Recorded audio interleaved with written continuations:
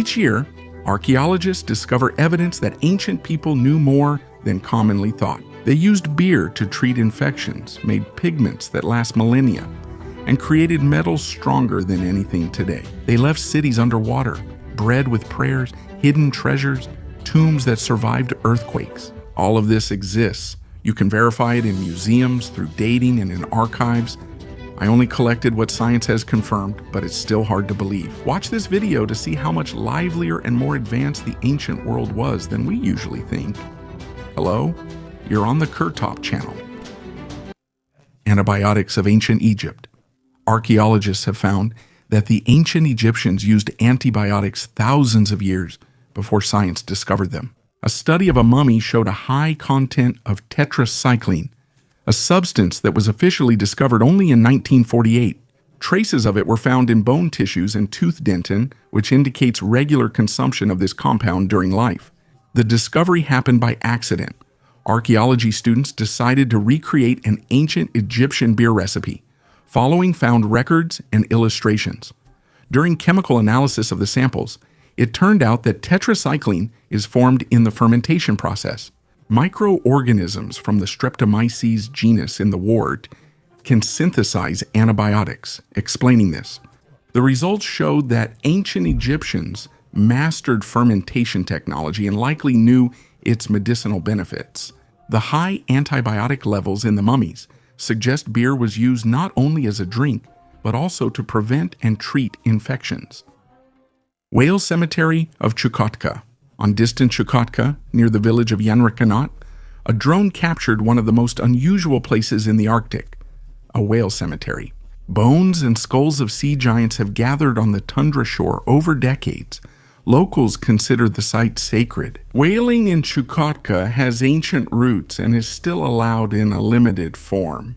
Harpooned whales are brought ashore, part of the carcass is ritually returned to the sea, and the bones are laid out along the coast. In the 1990s, due to a food shortage, commercial whaling was temporarily permitted. The remains began to be stored on the outskirts of settlements, and over time they formed entire clusters that became known as whale cemeteries. The Chukchi performed sea rituals, placing whale skulls upright so the animal's spirit could look at the ocean and find its way to be reborn. These traditions continue today, though whaling now follows International Whaling Commission regulations.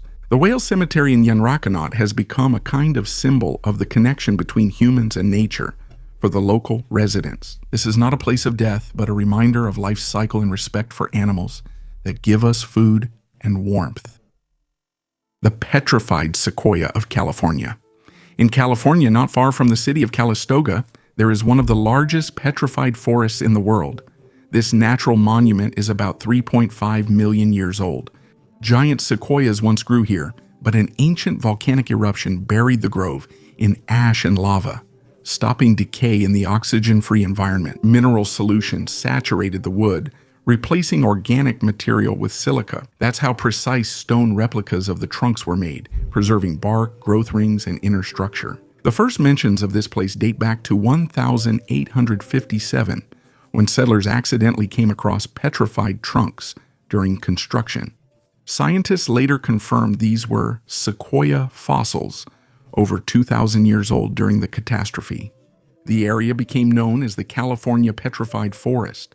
By the late 19th century, it was privately owned and later became an open-air museum. In the 1880s, the writer Robert Louis Stevenson visited it, leaving in 1915. A trunk was displayed at the Panama Pacific Exposition in San Francisco. Today, a tourist trail about 1 kilometer long exists on the property. Many of the trunks are still half buried underground, but their structure has been perfectly preserved. The Kalistoksky Forest remains a rare example of how a volcanic disaster did not destroy nature, but preserved it in stone, creating a unique testament to the geological history of North America. The site in California, the place where Jesus healed the blind man, archaeologists found an ancient dam near the Pool of Siloam, the very place where, according to the Gospel, Jesus healed the blind man. The structure is about 2,800 years old. The dam was built in the 9th century before Christ, presumably during the reign of King Joash or Amaziah. Its height is about 12 meters. It was intended to collect water from the Gihon springs and floodwaters flowing down the valley of ancient Jerusalem. Researchers from the Israel Antiquities Authority and the Weizmann Institute determined the exact date of construction by analyzing branches added to the mortar. Radiocarbon dating placed it between 805 and 795 before Common Era. Alternating droughts and heavy rains during this period led residents to build the city's first major water supply system. The excavation leaders note that the dam became the largest structure of its time and the oldest in the history of Jerusalem. It shows both engineering expertise and a genuine response to climate change. Eli Escusado, director of the Antiquities Authority, called it a major monument of the First Temple period. Maya blue paint. Scientists are still studying the technology behind the creation of Maya blue paint, a pigment that retains its color for thousands of years. Analysis of samples from ceramics and frescoes showed that the base is natural indigo combined with the mineral palygorskite, a special clay that forms when heated. Indigo molecules are locked inside these channels, which makes the paint resistant to moisture, sunlight, and chemical effects. Archaeologists discovered this pigment on ritual objects, temple walls, and ceramics from the 8th–9th centuries AD. The paint has remained unfaded after centuries of exposure.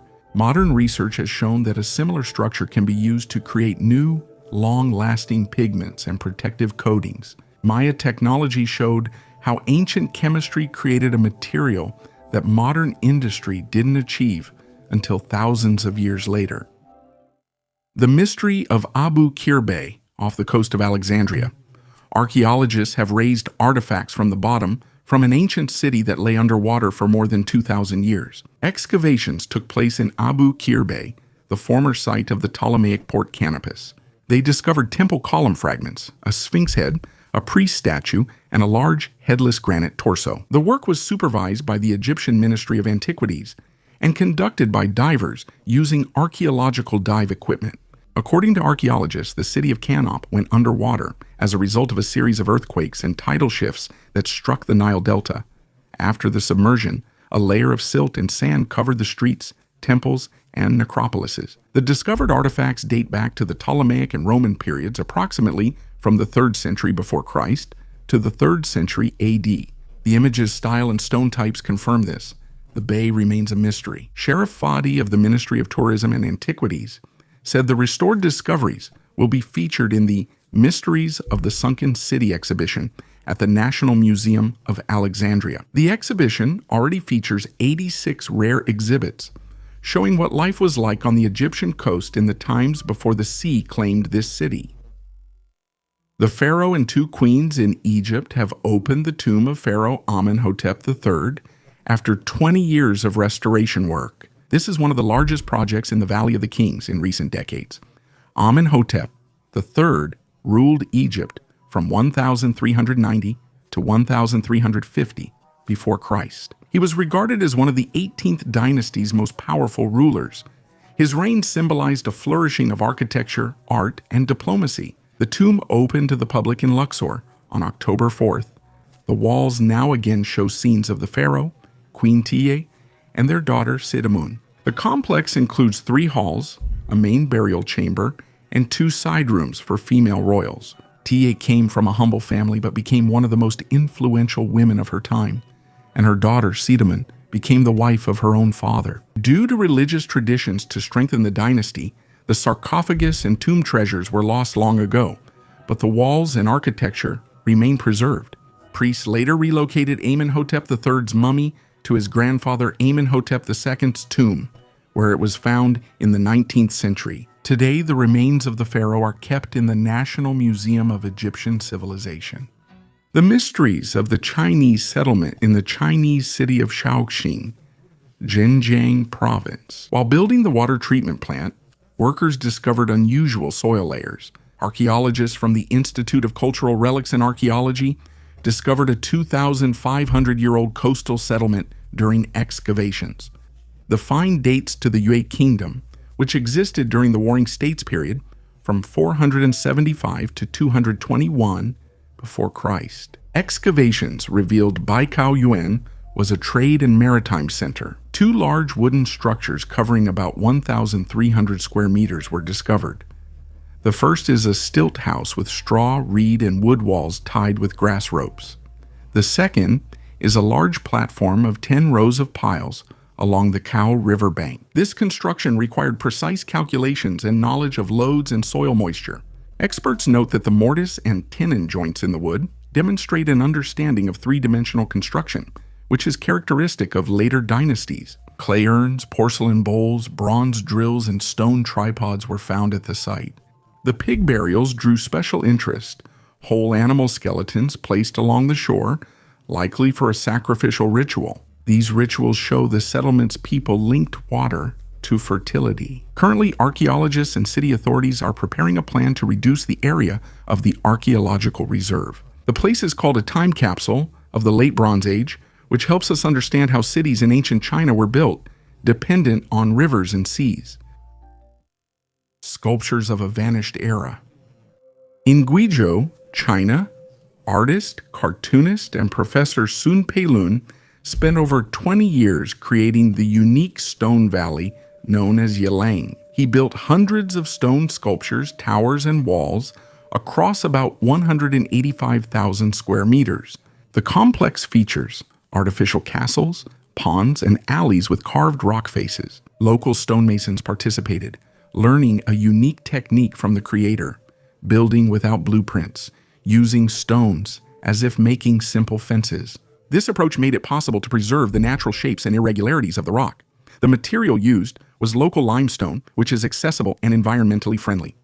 The artist got the idea for the Yilang Valley after seeing the Crazy Horse Memorial in the United States. Peilun decided to create a similar project in China to commemorate the extinct Yilang tribe, which lived on this land almost 2,000 years ago.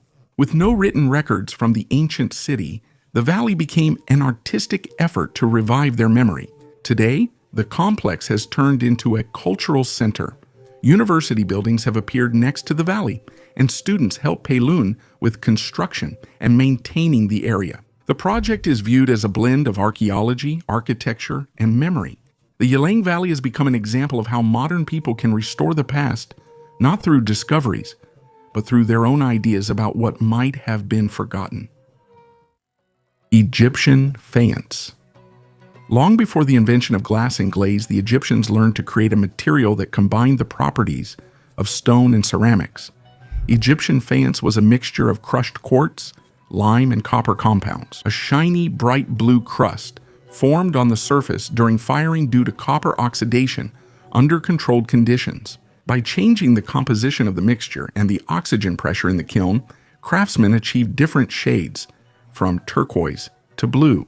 Faience was used for amulets, figurines, vessels, and jewelry, symbolizing eternal life and the sun reflected in the Nile. Modern chemists confirm ancient craftsmen had techniques like those in fine ceramics and enamel. Restored samples of Egyptian faience show the same optical properties as modern architectural coatings with metallic pigments. Research on this material is now used in creating durable decorative coatings and design solutions that replicate the self-illumination effect of ancient faience. Giants from the Ice Age. In Yorkshire Dales National Park, on the slopes of Ingleborough Hill, lies one of the most unusual technological formations in the UK, the Norber Erratic Boulders. Massive blocks of dark sandstone and shale rest on light limestone bases, creating the impression of unstable balance. The stones are about 12,000 to 17,000 years old. They were brought here by the last glacier that advanced from the north of England. After the ice retreated, the boulders stayed while erosion over millennia washed away the limestone around them. Where the stone shielded the surface from rain, small pedestals remain, making the boulders appear to float or have been placed artificially. Today, over 100 stone blocks are found on Ingleborough's slope.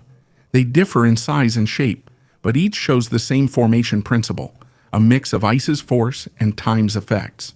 Geologists see the Norber boulders as important evidence of the last glaciation and a rare example of natural balance without human influence.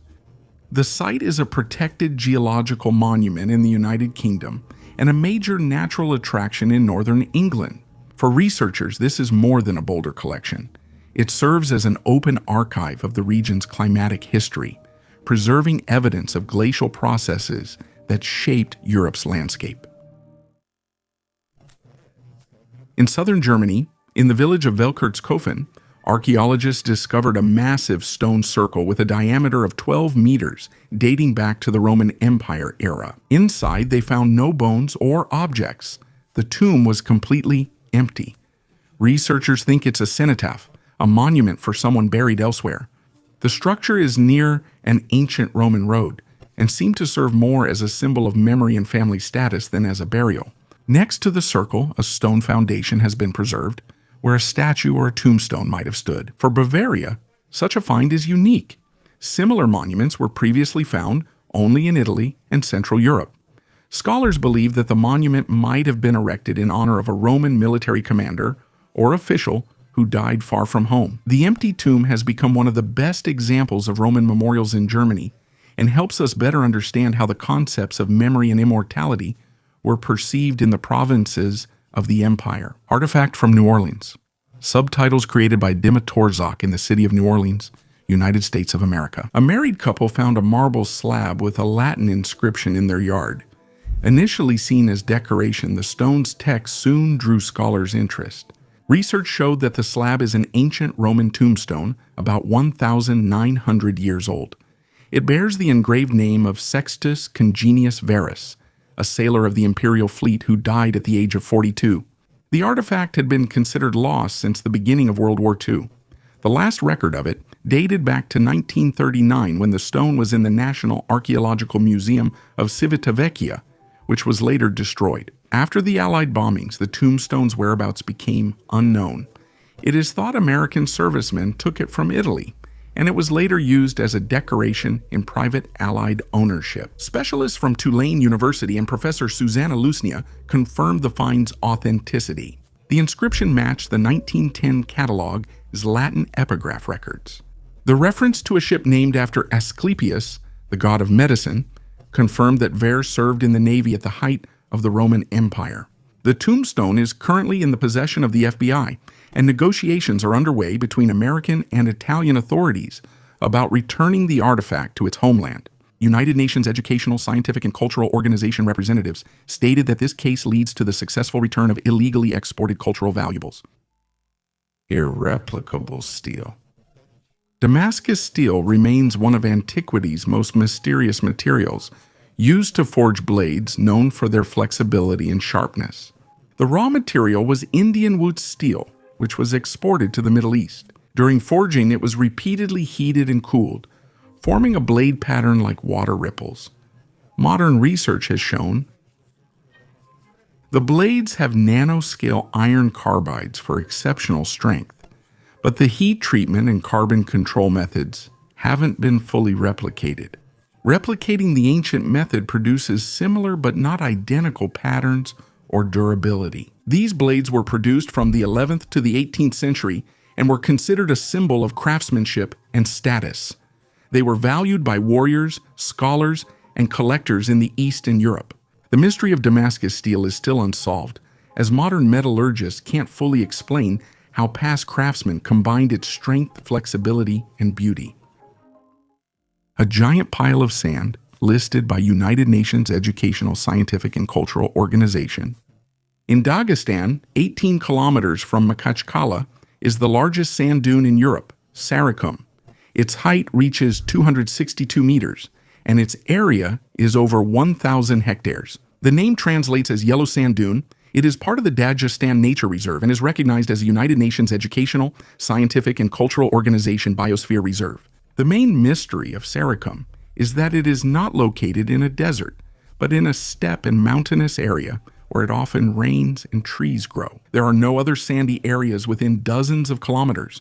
The northern part of the dune gradually turns into a clay plain, while the southern part meets a mountain ridge. Scientists have debated the sand's origin since the 19th century. One theory is that the dune formed from ancient Caspian sea marine deposits. When the sea receded, tectonic processes brought sandy layers to the surface. Another version suggests that groundwater streams wash sand up from underground. Some researchers link the dunes' formation to local erosion and wind-driven sediment transport. In 2017, United Nations Educational, Scientific, and Cultural Organization designated Saricum a biosphere reserve for its unique flora and fauna. Desert species not common in the Caucasus live here. This place remains closed to active research, which causes disputes among geologists and supporters of alternative theories. One theory suggests an ancient city lies beneath the dune, with restricted access intended to protect both nature and hidden archaeological sites. The first prayer in Europe. Archaeologists in Germany reported a discovery that changed the understanding of the spread of Christianity in Europe. In 2018, excavations at an ancient Roman cemetery in a Frankfurt suburb, once the city of Nida, uncovered a small silver amulet. It was found near the chin of a man buried between 230 and 270 AD. In Kiev.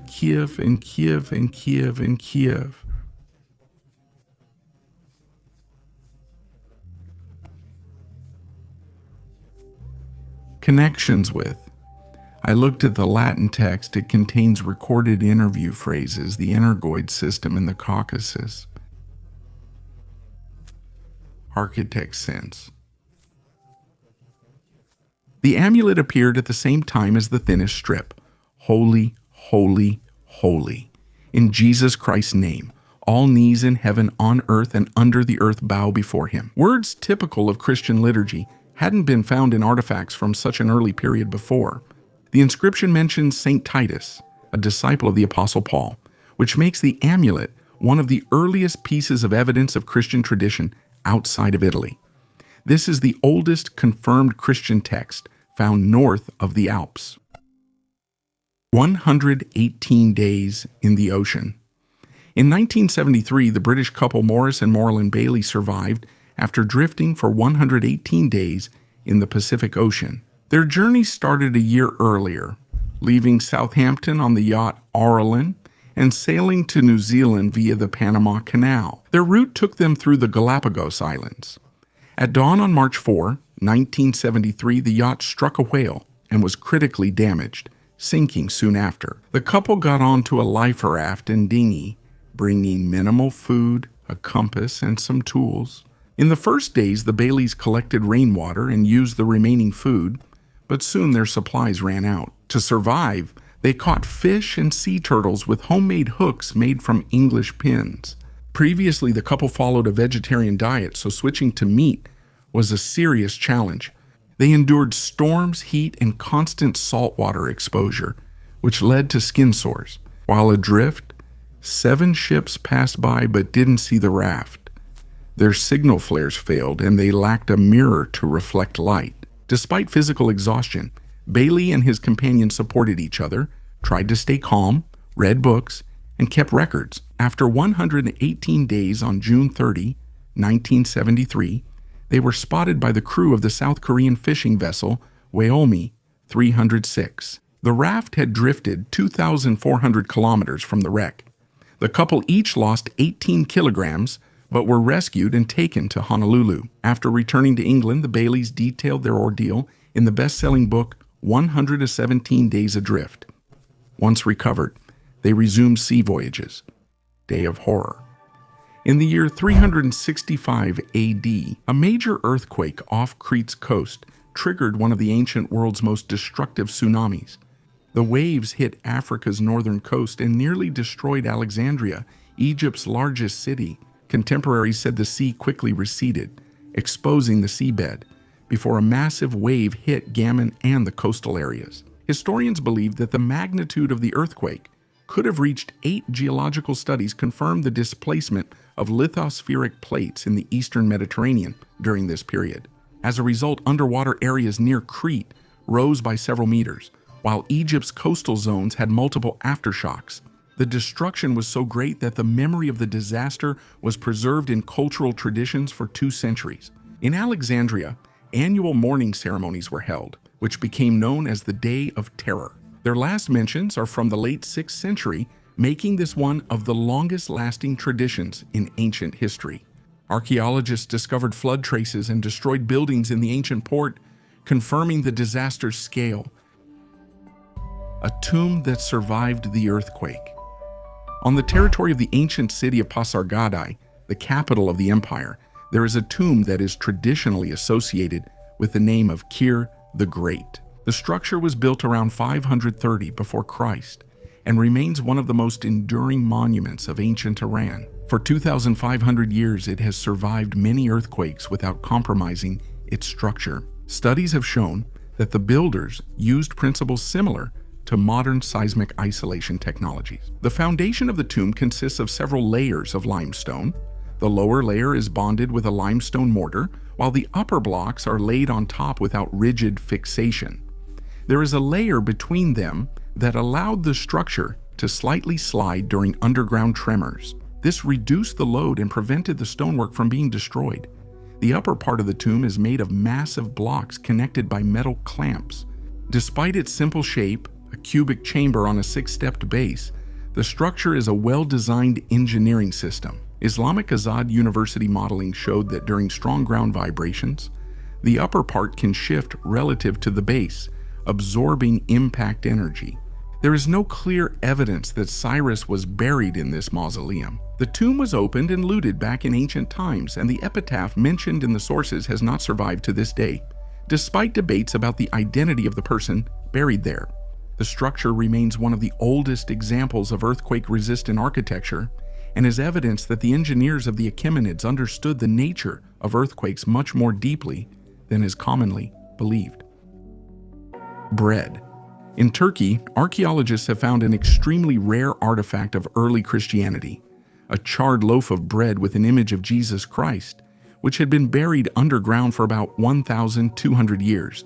The discovery occurred at the Toprak Tepe archaeological site in Karaman province, the former location of Arenapolis. The bread has been dated to the 7th-8th centuries AD, a time when Christian symbolism was just beginning to take on its established forms. It is one of 5 loaves found in the same layer. They were preserved by natural carbonization, which intense heat without air caused. One features a faint embossed image of Christ, and the inscription, "With thanksgiving to the blessed Jesus." Archaeologists observe that the image differs from the traditional Pantocrator seen in Byzantine icons, depicting Christ instead as a sower, a symbol of fertility, labor, and life cycle. Some loaves have crosses and decorations, including one like a Maltese cross. Researchers suggest that this is not just food, but a special type of liturgical bread, a prototype of the Eucharist, used during the worship services. Chemical analysis showed that finely ground wheat mixed with ash and salts was used in the composition, which confirms its ritual purpose. The bread's unique preservation kept it intact for 12 centuries, making it one of the best preserved Christian leavened foods ever found. A hidden stash in the garden. During gardening work in Hampshire, England, a couple discovered a hoard of 70 gold coins from the Tudor era. The discovery occurred in Milford-on-Sea, near the ancient Christchurch Priory. British museum specialists verified the coins' authenticity and dated them to the 15th-16th centuries. The earliest specimens date back to the 1420s, during the reign of Henry VI, while most are from the 1530s, the time of Henry VI too. Some of the coins still bear the initials of his wives, Catherine of Aragon and Jane Seymour. Numismatists estimated the hoard's value at £230,000 sterling, equal to a house's price at the time. Historians say church officials or wealthy merchants hid the gold during the dissolution of the monasteries. When Henry VIII seized church property and assets, the location of the find indicates its proximity to religious centers and the period of secularization, when many clergymen tried to preserve their personal savings. After official registration, the finds were temporarily stored at the British Museum, and later they were put up for auction in Zurich. The uniqueness of the hoard lies in the fact that it was found on private land. The family who made the discovery has full rights to own the treasure. The story became one of Britain's most sensational numismatic discoveries in recent decades. The last witness of Nagasaki, Alistair Urquhart, a Scotsman and a soldier of the British Gordon Highlanders, is considered one of the most incredible survivors of World War II. In 1939, at the age of 19, he was sent to Singapore after the surrender of the British troops. In 1942, he was captured by the Japanese and sent to Changi Camp, which held 50,000 prisoners in facilities meant for just a few thousand. He was later assigned to work on the Burma Railway, also known as the Death Railway. Working conditions were deadly: heat, disease, hunger, insects, and harsh punishments. Urquhart endured cholera, malaria, ulcers, and frequent beatings, but survived. He was tortured and put in solitary confinement, which was a pit covered with a metal sheet under the scorching sun. He spent 6 days there before being sent back to work. Despite being exhausted, he kept working, watching thousands of prisoners of war die. In 1944, he was transferred to Singapore and then to a Japanese transport known as the Hell Ship. The holds lacked water and air, causing prisoners to die standing from thirst and disease. The ship was torpedoed by an American submarine. Urquhart survived, swam from the burning sea, and spent days on a makeshift raft in the sun, surrounded by sharks. He was rescued by Japanese whalers, but was soon captured again. The prisoner was in a camp near Nagasaki on August 9, 1945, in the prison toilet when the city was destroyed by an atomic bomb. Urquhart suffered burns and concussions, but survived. After Japan's surrender, he was freed and brought to the United Kingdom. Alistair Urquhart lived a long life and died in 2016 at the age of 97. His story became an example of human resilience and will to survive, and the book, The Luckiest Soldier of World War II, became one of the most quoted war memoirs in the United Kingdom. These stories differ in time and place, but they have one thing in common: verifiable data and careful conclusions. Thank you for watching this video until the end. Goodbye, everyone.